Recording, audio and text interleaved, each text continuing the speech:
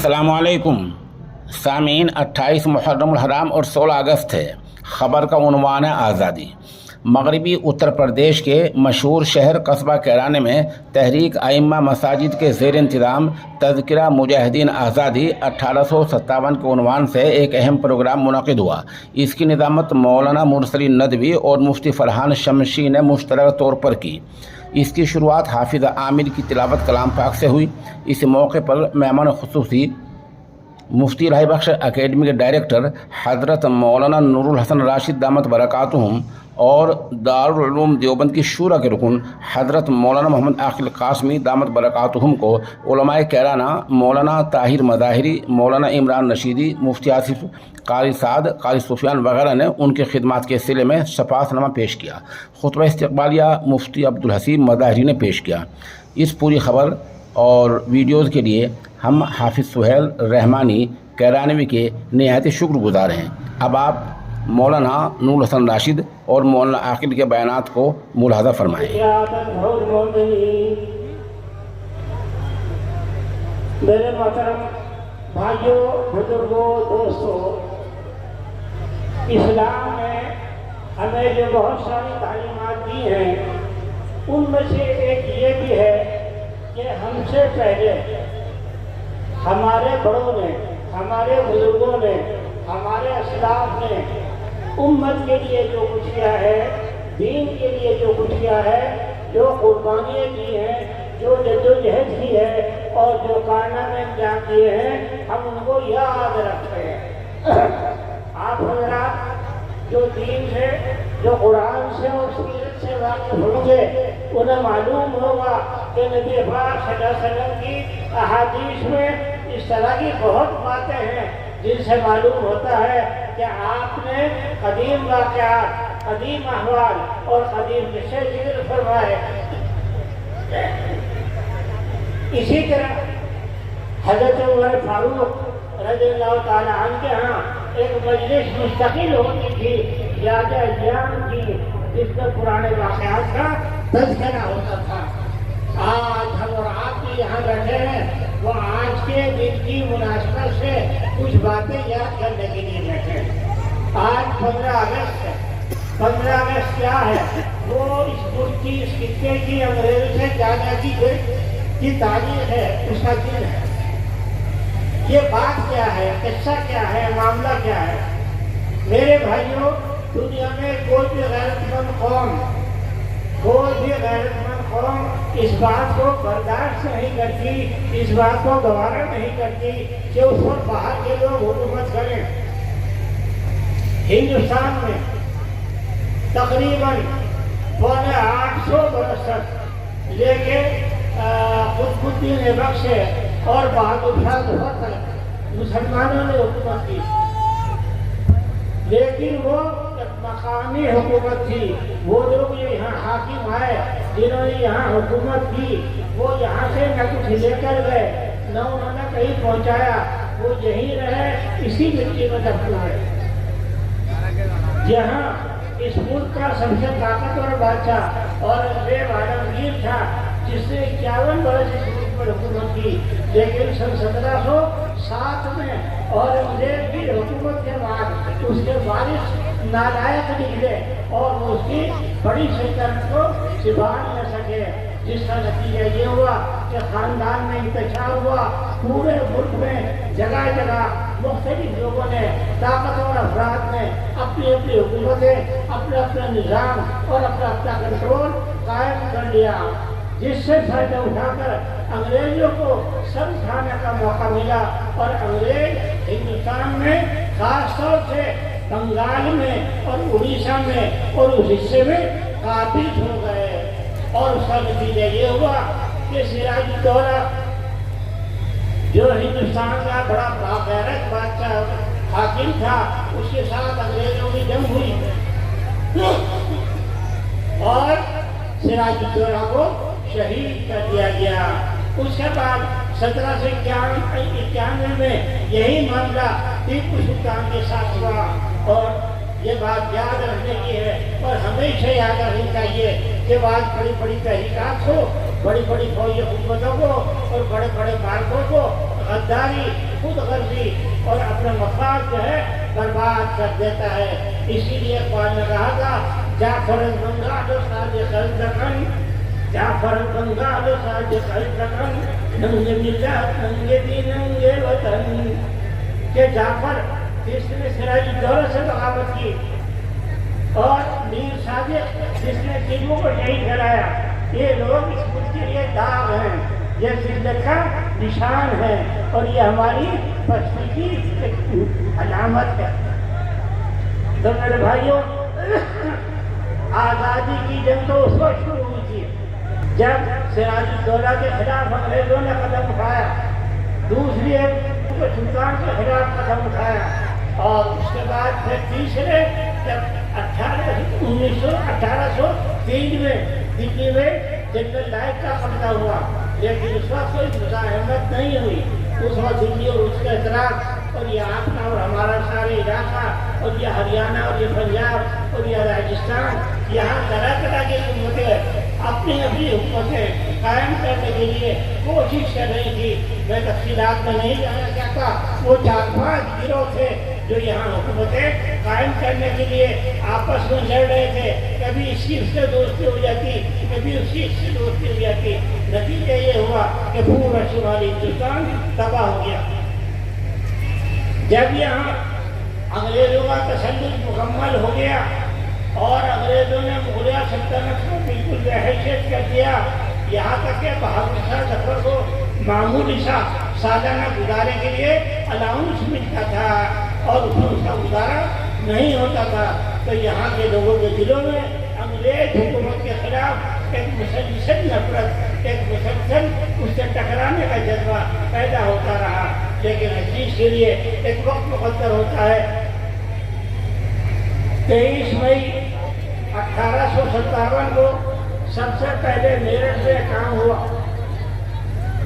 मेरठ के हिंदू मुसलमानों ने अंग्रेज के खिलाफ कदम उठाया, बगावत का ऐलान कर दिया और फौजी टुकड़ियां मेरठ पर कब्जे का इरादा करके निकल खड़ी हुई और मेरठ की तरफ से बढ़ते बढ़ते वो दिल्ली की तरफ जाने लगी। और जैसे दिल्ली जाने की उनकी खबर आई, उसी वक्त दिल्ली में ये आग लग गई और दिल्ली से पूरे मुल्क में, पूरब में, पश्चिम में हर जगह बगावत के शोर भड़कने लगे और हर जगह अंग्रेज के खिलाफ जद्दोजहद की आवाज उठ गई और हर जगह ये हो गया कि अब अंग्रेज से लड़ना है, मुकाबला करना है और उसको इस मुल्क से निकालना है।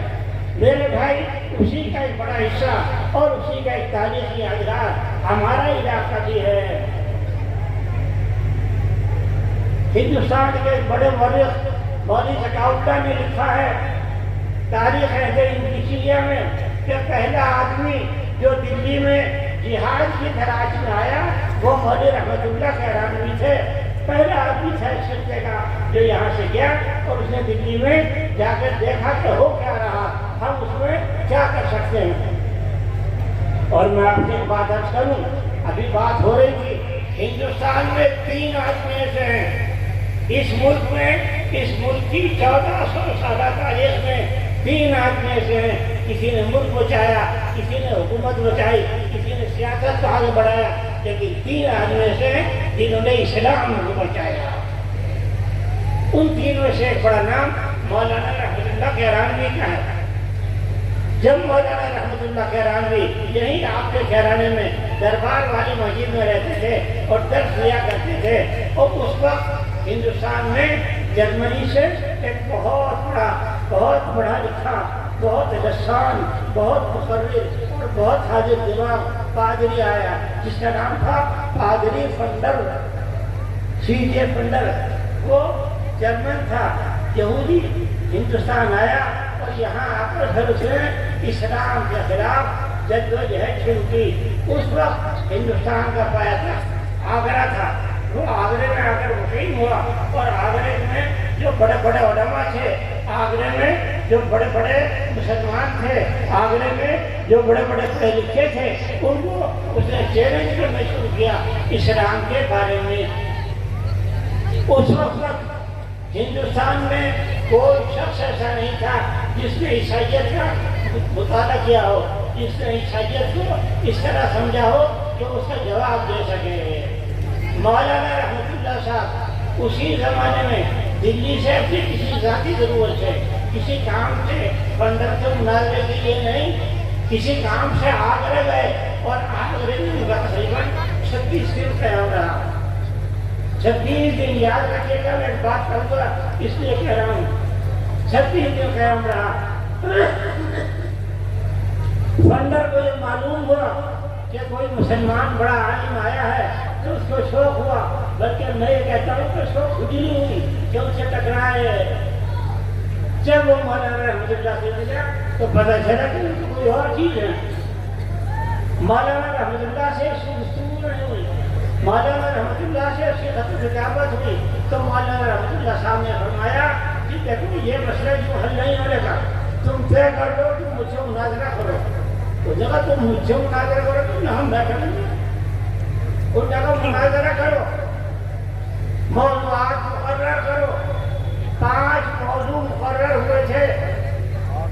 حضرت نبی علیہ السلام کی نبوت کے اثبات، قرآن آسمانی کتاب ہے، عیسیٰ علیہ السلام آخری رسول نہیں ہے، انجیل اور تورات صحیح نہیں ہے۔ 5 موضوعات طے ہوئے، اعلان ہو گیا کہ بندر صاحب سے مناظرہ ہوگا۔ اس وقت ایک اور بڑا پادری آگرے میں موجود تھا، پادری لیفرائے، وہ ان کے ساتھ ہو گیا، اعلان ہو گیا کہ صاحب مناظرہ ہوگا، تاریخیں مقرر ہو گئی۔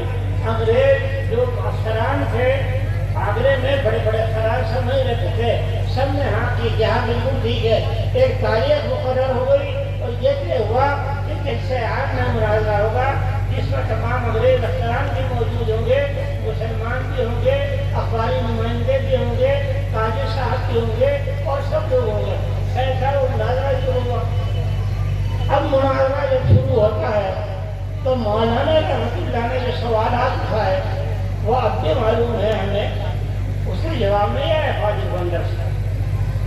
یہاں تک کہ یہ ہوا کہ دوسرے دن وہ وہاں سے فرار ہو گیا، نکل گیا۔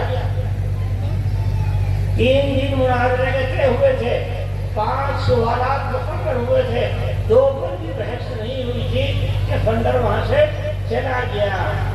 اس مناظرے کی رودات چھپی بھی تھی، اس کو چھپ گئی تھی اسی وقت، اس کا نام ہے بحث شریف، وہ ہمارے پاس موجود ہے۔ بہرحال مولانا رحمۃ اللہ کا بڑا کارنامہ یہ ہے کہ انہوں نے اس ملک میں اسلام کو بچایا۔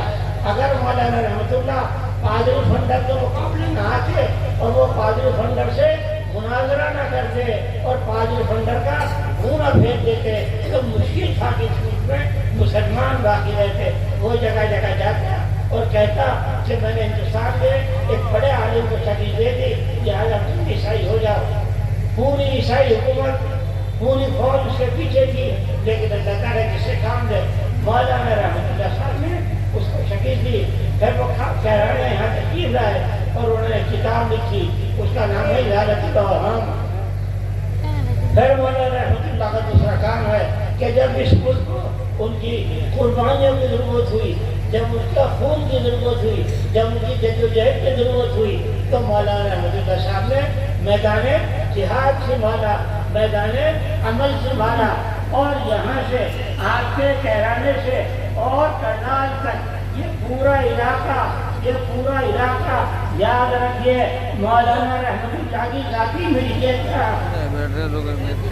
یہ سارا علاقہ جہانگیر بادشاہ نے مولانا رحمۃ اللہ کو دے دیا تھا، یہ ان کی ذاتی جاگیر تھی۔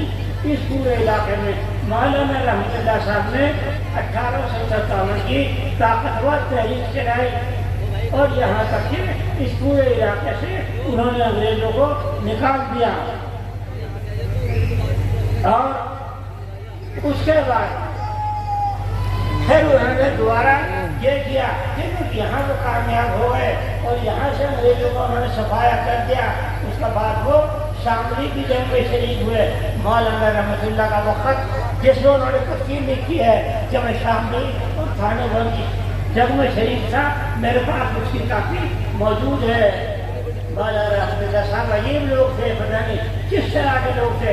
मौलाना रहमतुल्लाह यहाँ जंग लड़कर थाने बन गए, फिर शामली गए, फिर नवाब महमूद खान जिनकी तारीख सर सैयद अहमद ने लिखी है, सर कशीर निजामी दौर, उसमें उन्होंने पूरा भरपूर हिस्सा लिया। और जब नवाब महमूद खान बिजनौर के जो नवाब थे, जब वो भी शरीफ आ गए तो मौलाना रहमतुल्लाह वहाँ से भी निकले और वो रानी झांसी के साथ शामिल हो गए। रानी झांसी के साथ रहकर अंग्रेजों से लड़ते रहे और जब रानी झांसी भी नाकाम हो गई उसके बाद मौलाना रहमतुल्लाह हिंदुस्तान से निकलकर मक्का मुकर्रमा चले गए थे। मौलाना रहमतुल्लाह साहब रोजाना उनकी यहाँ फौज आती और ऐलान होगा मुल्क बादशाह का खलकत खुदा की तुम मौलाना रहमतुल्लाह का बाकायदा उनकी बड़ी फौज थी और वो बाकायदा जंगी कार्रवाई करते थे। उनके पास पूरे हथियार थे, तमाम चीजें थी। और यहाँ नहीं, यहाँ से पानीपत और वहाँ से करनाल तक ये जितना हिस्सा है ये सब मौलाना रहमतुल्लाह के रानी की मिल्कियत था। वहाँ मौलाना की पूरी तहरीक और जद्दोजहद हुई। और मैं बता दूँ, शायद आप लोगों को मिल जाए, करनाल के सरकारी रिकॉर्ड रूम में मौलाना रहमतुल्लाह की फाइल जो तकरीबन 1000 सफ़ात पर मौजूद है, 1947 में मौजूद थी, लेकिन हमने उसे कई साल से तलाश कर रहा हूँ, अभी नहीं मिली। अब कुछ उम्मीद होती है कि वो मिल जाएगी। मौलाना रहमतुल्लाह की जो फाइल है, उनके जो साथी हैं जो उसमें शहीद हुए, उनके जो लोग हैं जो उसमें शरीक हुए, उनकी जो जायदादें हैं जो बेची गई, उन सब को। और आपको छोटी सी बात बताऊँ, जब मौलाना रहमतुल्लाह के इस वक्त यहाँ की और पानीपत की भी जायदाद थी, अंग्रेजों ने 1857 में उसकी कीमत 1,40,000 रुपये लगाई थी। और कीजिए, 1857 में 1,40,000 कितनी जायदाद होगी, लेकिन वो सारी जायदाद 14,000 रुपये में नीलाम हो गई थी। उसके बाद मौलाना यहाँ से निकल गए थे और फिर निकल कर वो आहिस्ता आहिस्ता छुपते छुपाते कश्तियों के जरिए से मक्का मुकर्रमा पहुंचे। वहाँ फिर एक काम हुआ कि ये जो पाजी बंदर था जिससे मौलाना का मुनाजरा हुआ था, ये यहाँ से तुर्की गया और तुर्की पहुंचकर वहाँ की उलमा इस्लाम को चैलेंज किया और कहा कि अगर तुम कुछ जानते हो तो आओ मुझसे बहस कर लो, मुझसे मुनाजरा कर लो। बड़े परेशान हुए, तुर्कियों को ईसाई से तो काम ही नहीं हो रहा था कभी। बिना बादशाह को परेशानी हुई, खलीफा मुस्लिमीन को कि इसका इंतजाम होना चाहिए। उसने कहा अगर तुम कुछ जानते हो तो आओ मुझसे मुनाजरा कर लो। भंडार ने चैलेंज किया तो खलीफा मुस्लिमीन ने मक्का मुकर्रमा के गवर्नर को एक हिदायत भेजी और ये कहा कि हिंदुस्तान में इस तरह का एक वाक़या हुआ है और वहाँ के कानून ने एक ईसाई बंदर को बहुत बुरी सज़ा की थी, जिसकी तफसीलात मुझे मालूम है। अगर मक्के में कोई आदमी ऐसा हो जो उनको जानता हो तो मुझे खबर दी जाए। मौलाना रहमतुल्लाह नए गए थे, मक्के के एक बहुत बड़े आलिम और मुहद्दिस थे, शेख अहमद गहलान की दर्स की मजलिस होती थी तो मौलाना रहमतुल्लाह उसको तशरीफ रखते थे, जाया करते थे। तो एक दिन मौलाना शेख अहमद गहलान ने ऐलान किया कि भाई लोगों सुनो ये बात, खलीफा मुस्लिमीन का ये हुक्म आया है, अगर आप में से कोई आदमी उस आदमी को जानता हो जिसने बंदर से मुनाजरा किया तो मुझे इत्तला दो।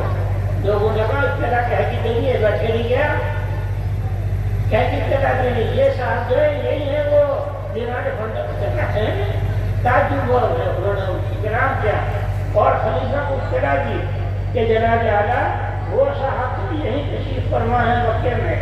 खलीफा ने फौरन हुक्म दिया, फौज का दस्ता भेजा, अपनी जाती कश्ती भेजी कि उनको पूरे एहतराम से पूरे ग्राम के साथ यहाँ लाओ और उनका मक्का मुकर्रमा से تلسی لے گئے، سلطان نے خود ان کا استقبال کیا اور وہاں رکھا اور یہ کہا کہ یہ فنڈر آیا ہے، لگے چلا کر دو کہ رحمت اللہ کے اعلان میں آ گیا۔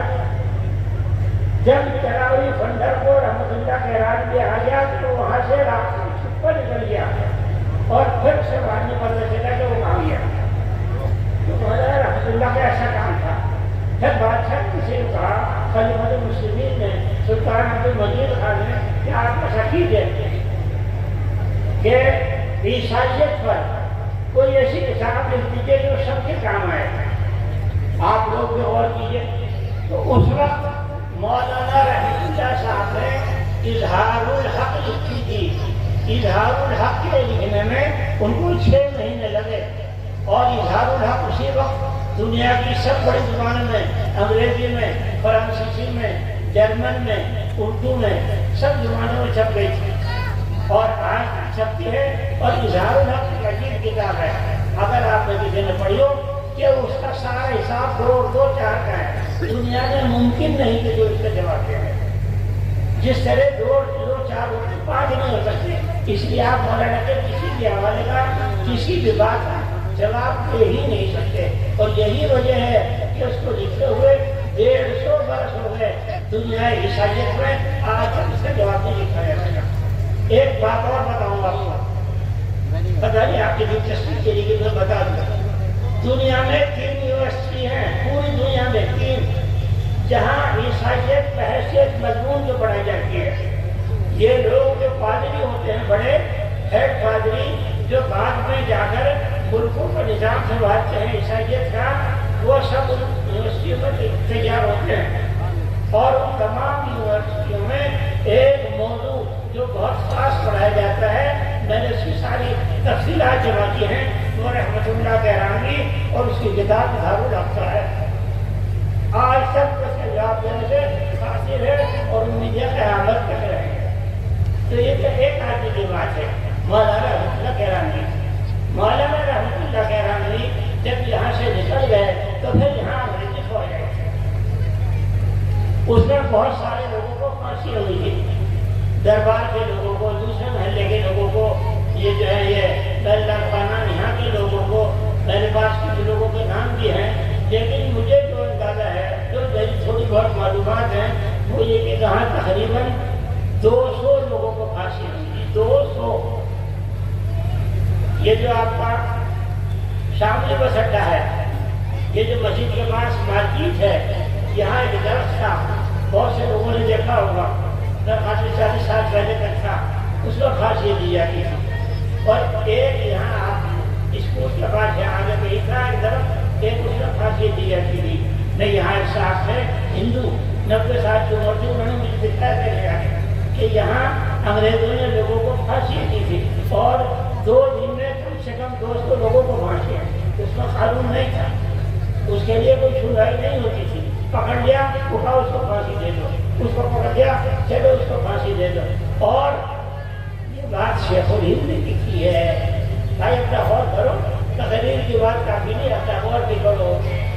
شیخ الہند نے لکھا ہے کہ بڑوں سے سنا ہے کہ جن لوگوں نے 1857 میں حصہ لیا، جن علاقوں میں وہاں انگریز فوج جاتی تھی، لوگوں کو اکٹھا کرتی تھی اور ان سے پوچھتی تھی کہ تم نے ہمارے خلاف جب میں حصہ لیا تھا کہاں لیا تھا، کہ کیوں لیا تھا، کہ ہمارے مذہب میں لیا تھا، کہ پھانسی دے دو۔ اور دوسرے کو بلاتے ہیں، وہ یہ نہیں کہتا کہ نہیں میں نے نہیں لیا تھا، ہاں میں نے بھی لیا تھا، کہ کیوں، کہ خدا کا حکم تھا، پھانسی دے دو۔ اس طرح تو 100 آدمی کے دن میں پھانسی دے دیا کرتے تھے، اس کے لیے نہ سنوائی تھی، نہ کوئی عدالت تھی، نہ سفارش تھی، نہ کچھ تھا۔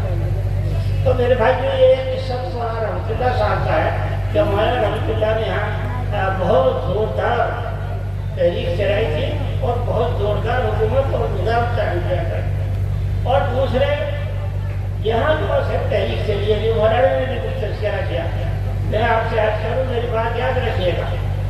ایک صاحب تھے قاضی عنایت علی، جو اس زمانے میں تھانے بھون کے قاضی تھے، چیف قاضی، اور بہت بڑے بارسوخ آدمی تھے، بہت بڑے دولت مند آدمی تھے۔ جب انگریزوں نے یہ سب کیا تو ان کو آگ لگ گئی، کیا بیٹھے رہنا گھر میں یہ غلط ہے۔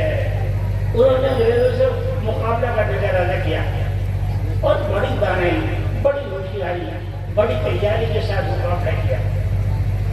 پہلا کام تو انہوں نے یہ کیا کہ رشی کیش معلوم ہے دہرادون سے اوپر، رشی کیش سے لے کے شاہجہاں تک یہ سارا علاقہ تھا ان کا، اس سارے علاقے کو انہوں نے 5-6 حصوں میں تقسیم کیا۔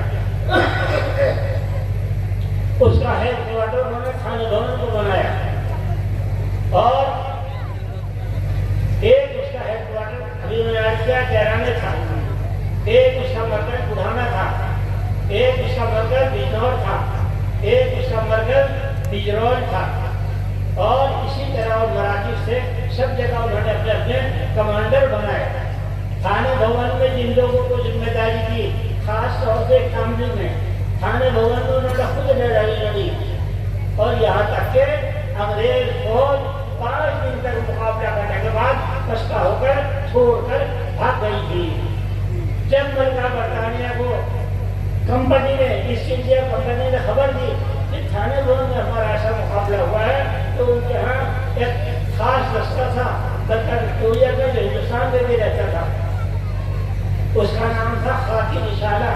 اس خاکی رسالے کو آرڈر ہوا کہ تم جاؤ اور تم جا کر تھانے بھون کو فتح کرو۔ وہ خاکی رسالہ پٹیالے سے آیا، اس کا ایک دستہ بلند شہر سے آیا اور انہوں نے آ کر پھر دوبارہ 1 مہینے کے بعد تھانے بھون پر دوبارہ حملہ کیا۔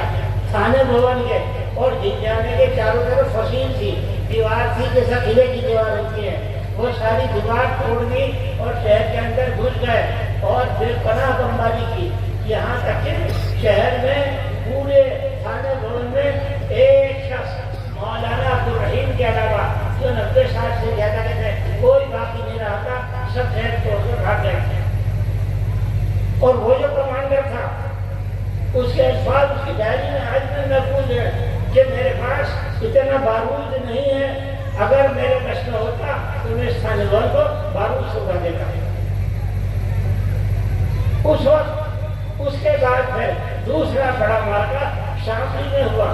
شاملی میں کمانڈر انہوں نے کس کو بنایا؟ حافظ جامی صاحب کو۔ ان کے ماتحت تھے حاجی امداد اللہ، مولانا رشید جوان گنگوہی، قاسم نانوتوی، مدھر نانوتوی اور چند اور علماء اور بے شمار لوگ۔ اور اسی میں ایک بڑے کمانڈر ان کے بڑے باغی چودھری محت سنگھ تھے جو شاملی کے رہنے والے تھے، ان کو بھی پھانسی کی سزا ہوئی تھی اور ان کی بھی ساری جائیداد ضبط کر دی گئی تھی۔ چودھری محت سنگھ نے بھی مسلمانوں کا خون اور خون ساتھ دیا اور وہاں بہت زور قائم ہوئی۔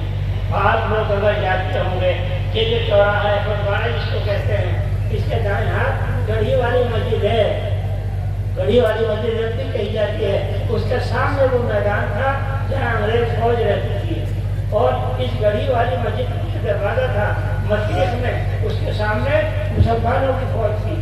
جب ہوئی بہت زور کی، وہاں انگریزی فوج کے کئی طرح کے دستے رہتے تھے، تو جب جنگ ہوئی تو اس میں تقریباً 136 آدمی مارے گئے تھے، جہاں تک کہ انگریزی فوج وہاں سے بھاگ گئی تھی اور انگریزوں کے جو کمانڈر مارے گئے تھے ان کی قبریں آج بھی شاملی میں موجود ہیں، کچھوے لگے ہوئے ہیں۔ ہمارے یہاں کسی کو دلچسپی نہیں کسی بات سے مسئلہ یہ ہے۔ اور ایک بات اور ہے کہ حاجی عنایت علی کا انتظام ایسا تھا کہ اب بھی سمجھ میں نہیں آتا کہ کیسا کیا تھا۔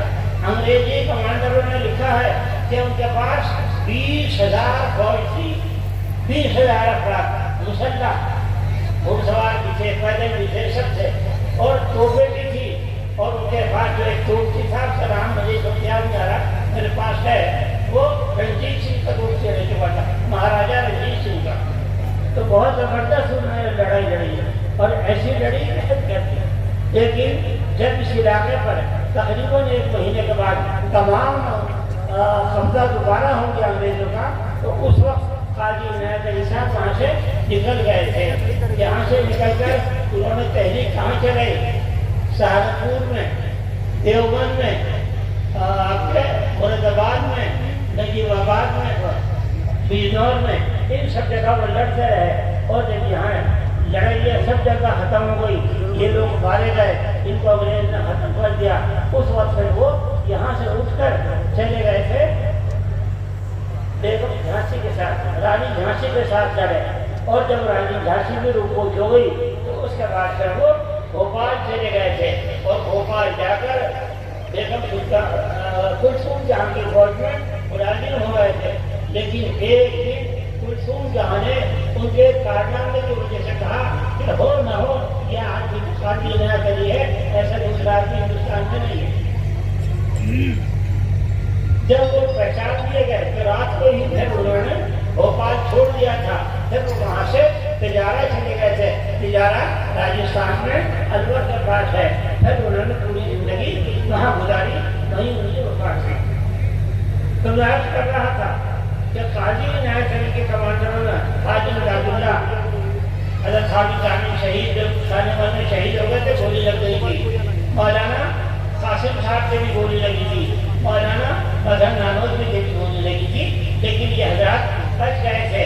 یہ لوگ جب تک کہ ملکہ وکٹوریہ کی طرف سے عام معافی کا اعلان نہیں ہوا اس وقت تک یہ لوگ روپوچ رہے، اپنے اپنے کا چھپے رہے۔ جب ملکہ وکٹوریہ کی طرف سے عام معافی کا اعلان ہو گیا تھا اس کے بعد پھر یہ لوگ باہر آئے تھے۔ یہ حضرات علماء دیوبند کے کارنامے ہیں۔ اس کے علاوہ یہاں جو کچھ ہوا اس کی وضاحت بہت لمبی ہے۔ میرے بھائی میں نے چھوٹی سی نمائش لگائی ہے، اس کو دیکھیے گا، اس سے آپ کو اندازہ ہوا تو ان لوگوں نے کیا کیا کیا تھا۔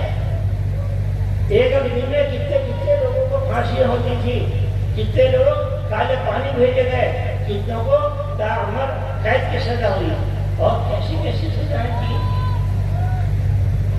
اللہ سوچ نہیں سکتے آپ۔ یہ جو تختے ہوتے ہیں جیسے کولو کے ہوتے ہیں، اس طرح کے تختے ہوتے تھے موٹے موٹے، ان دونوں کے بیچ میں رکھ کے آدمی کو اسے کولو کو چلا دیا کرتے تھے، اس کا قیمت بن سکتا تھا۔ ایک بات اور یاد آ رہی ہے، قاضی عنایت علی کی ایک سوچیلی ماں تھی، قاضی عنایت علی کی ایک سوچیلی ماں تھی۔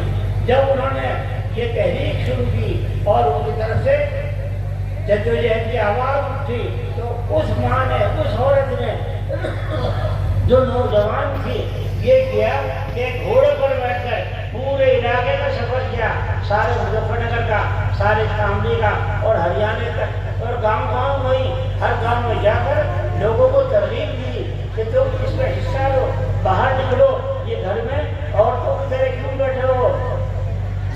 تو اسے پورا بھاگ لگائی، کیا نام تھا ان کا،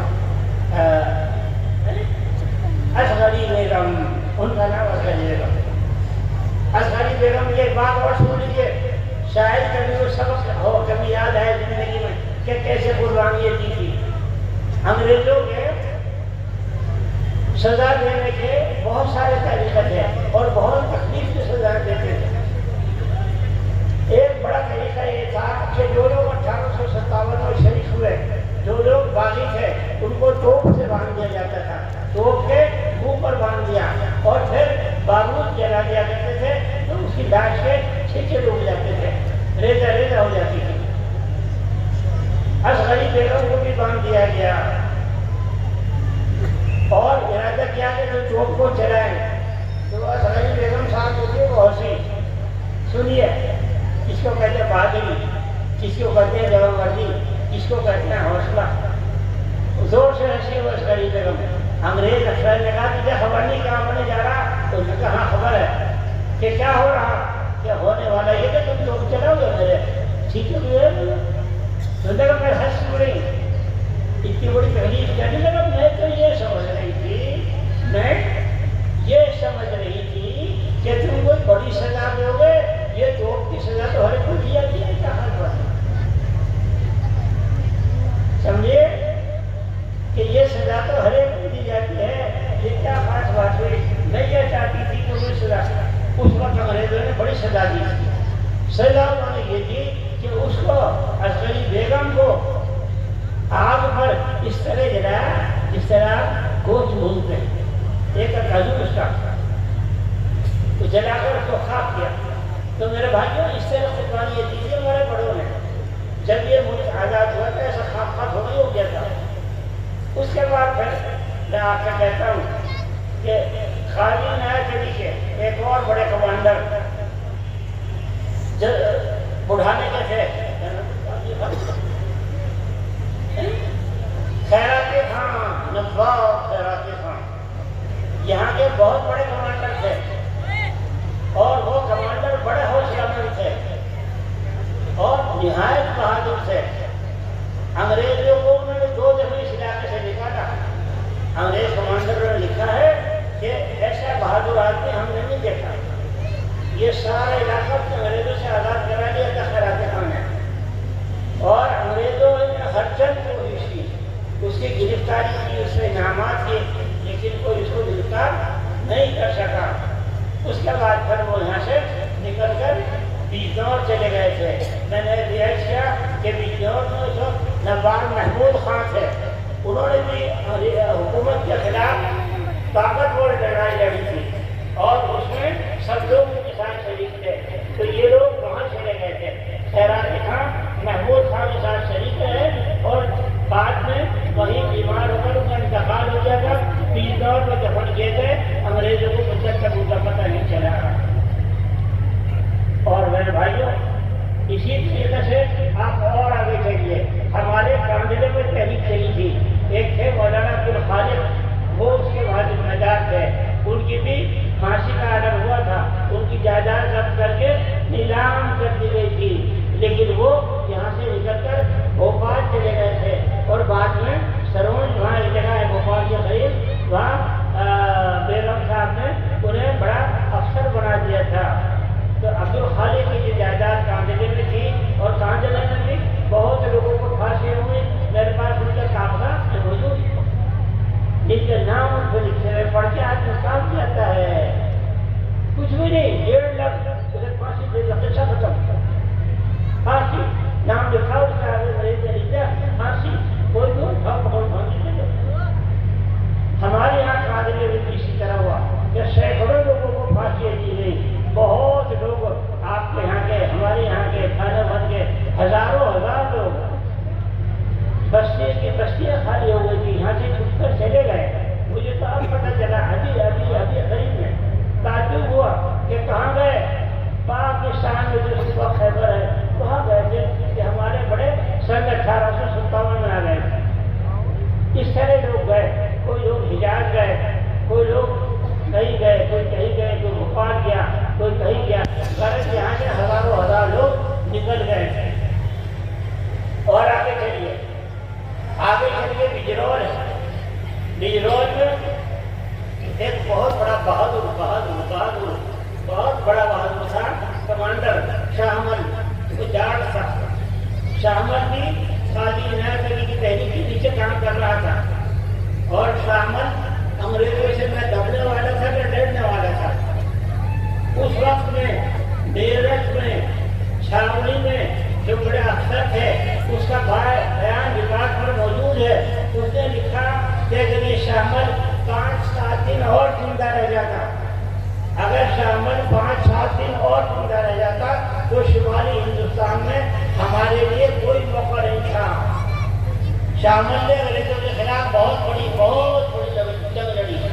اور تو افسوس کی بات ہے کہ کسی مسلمان کی غداری سے اس کو قتل کر دیا گیا. اور کے افسران نے لکھا ہے کہ اس نے اتنا سامان جمع کر رکھا تھا مقابلے کے لیے کہ وہ اس کے یہاں جو راشن تھا ہم 6 مہینے تک تو راشن ڈھونڈتے رہے. اس کے علاوہ اسلحہ، سامان، سب چیزیں. تو میرے بھائیوں یہ آپ لوگوں کی چھوٹی سی داستان ہے اور یہ چھوٹی سی ہے. یہ میری یہاں کی لگائی ہے، آپ لوگ دیکھیں گے. اور یہ بھی بہت چھوٹی سی ہے.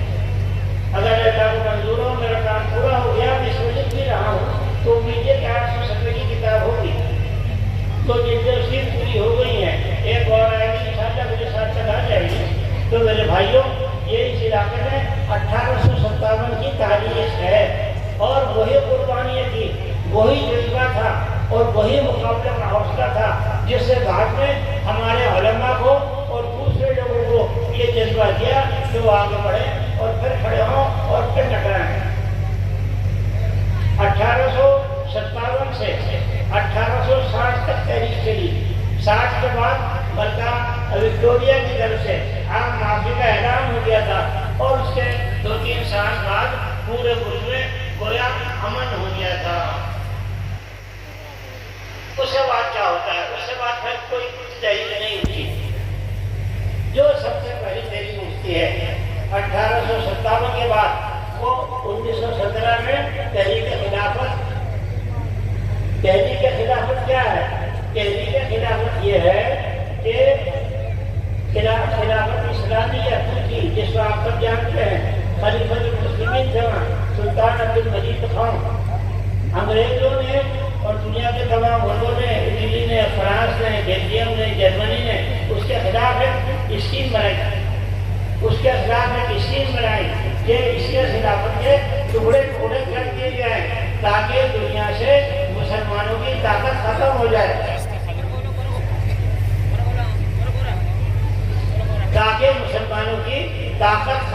جائے، اور اس کے لیے انہوں نے وہاں حملے کیے، اس کے حصے بکرے کیے، اور اس وقت جب یہ حالات پیش آئے تو اس وقت ہندوستان میں مسلمانوں میں ایک بے چینی ہوئی، ایک آگ لگی۔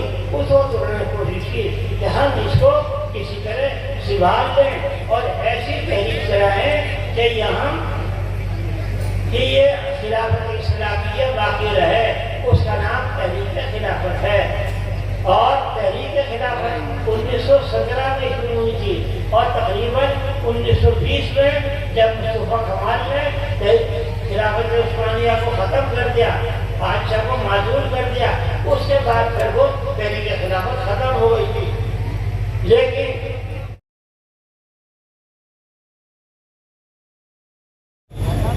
ملک کی آزادی کا یہ سالانہ جشن ہے جو ہر سال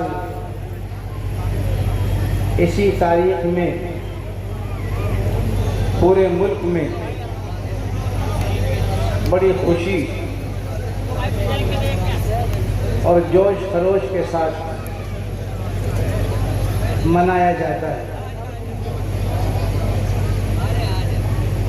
ابھی خطبہ استقبالیہ پڑھا گیا، اور اس ملک کو انگریزوں کی غلامی سے آزاد کرانے کی ضرورت کیوں پیش آئی؟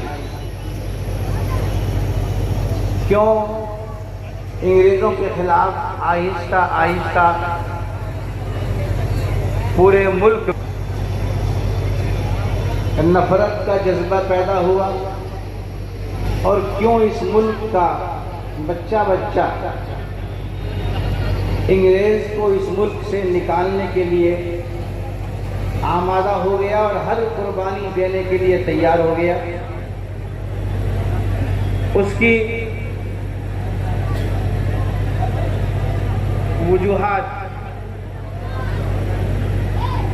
آپ کے سامنے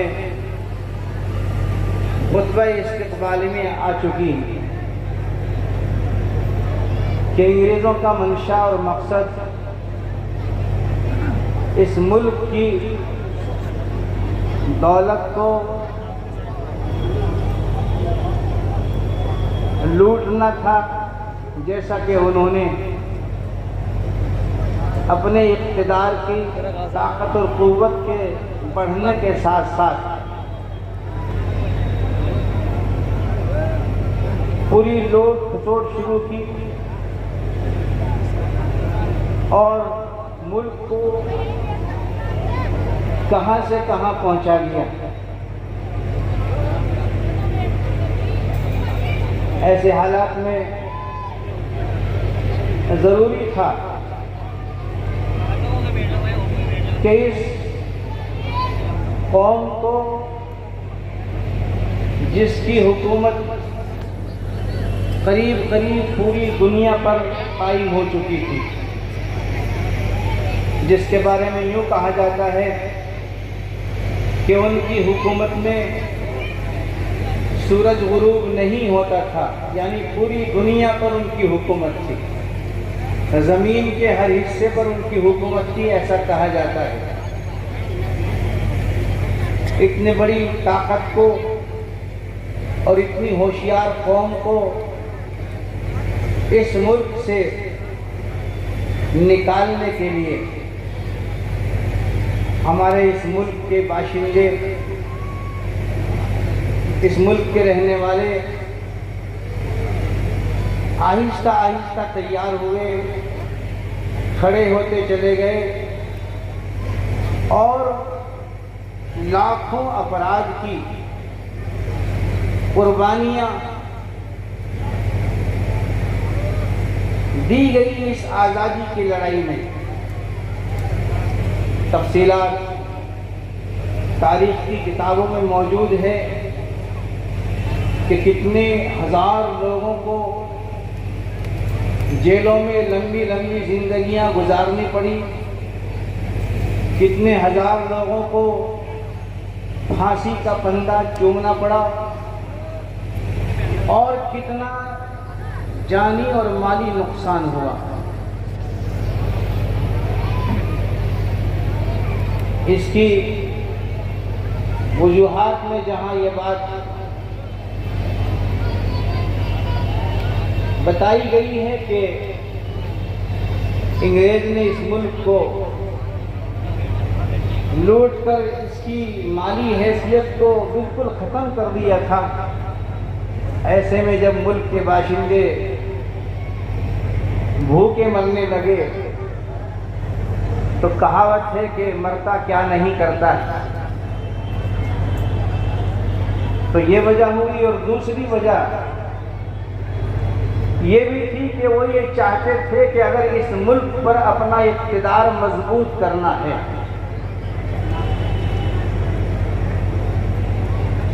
تو اس ملک کے باشندوں کے دل و دماغ پر